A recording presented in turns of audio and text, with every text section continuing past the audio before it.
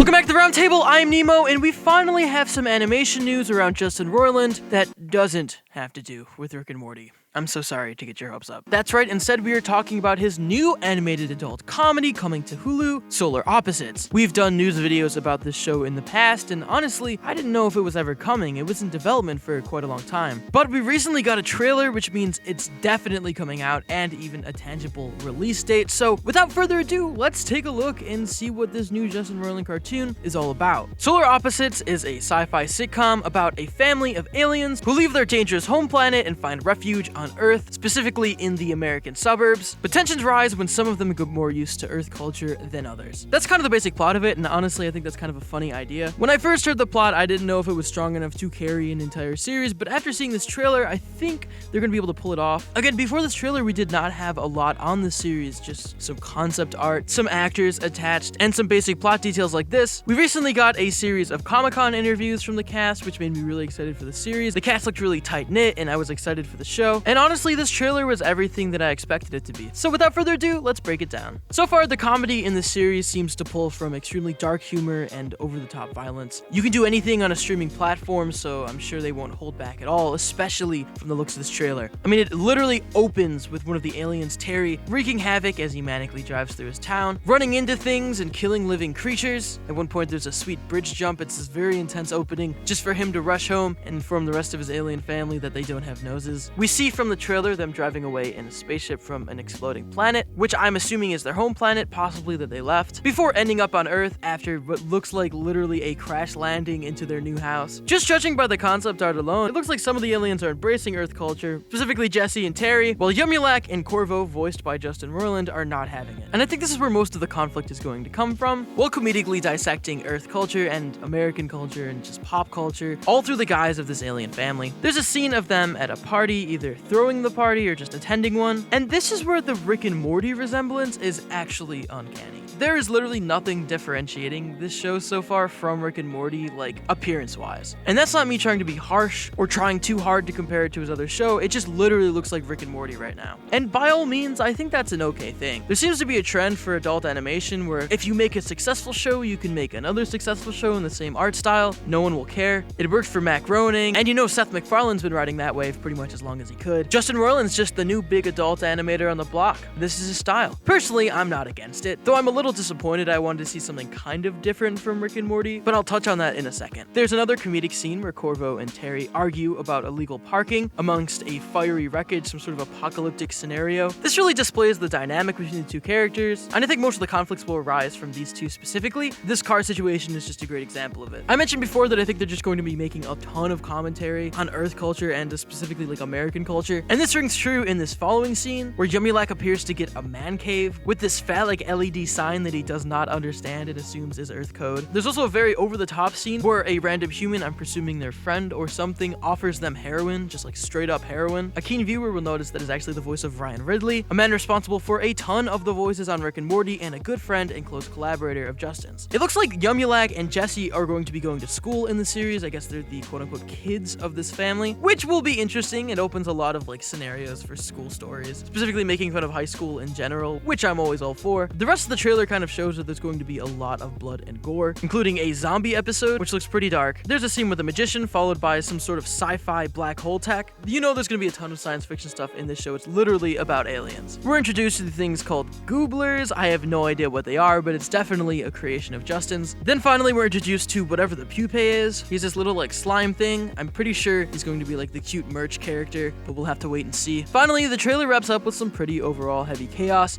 and violence. The cherry on top. And there we have it, guys. That's the Solar Opposites trailer in all of its crazy glory. So what are my thoughts? Well, first of all, I want to say that this is not Justin Roiland's sole cartoon. He co-created it with Mike McMahon. The reason I say that is because I'm going to be talking a lot on Justin Roiland specifically, and I don't want to not give the other creator credit because, again, it's created by two people. But I think it's worth noting that this is a Justin Roiland cartoon, and Justin Roiland deciding to make another show is one thing, but to make another sci-fi show, now things might get complicated. Let me explain. The show looks extremely funny so far. I was really impressed by the trailer, and I'm excited for the show overall. But it doesn't exactly look like anything incredibly special. Now, it doesn't necessarily have to be, but I think they're gonna run into some trouble. I like the idea of them playing with more of a sitcom-ish, family living in a house type dynamic, and the alien aspect will let them both make fun of sitcoms and Earth culture from a quote-unquote alien perspective. Hopefully they don't lean too hard into the whole gore and violence, swearing, this is an adult cartoon, we can do whatever we want, and instead let more of the weird off-kilter shine through here. I mean, that's Justin's specialty. And at the end of the day, this is just a very Justin Roiland cartoon. Like I said, he's establishing his overall style, and I think that's really important as a cartoonist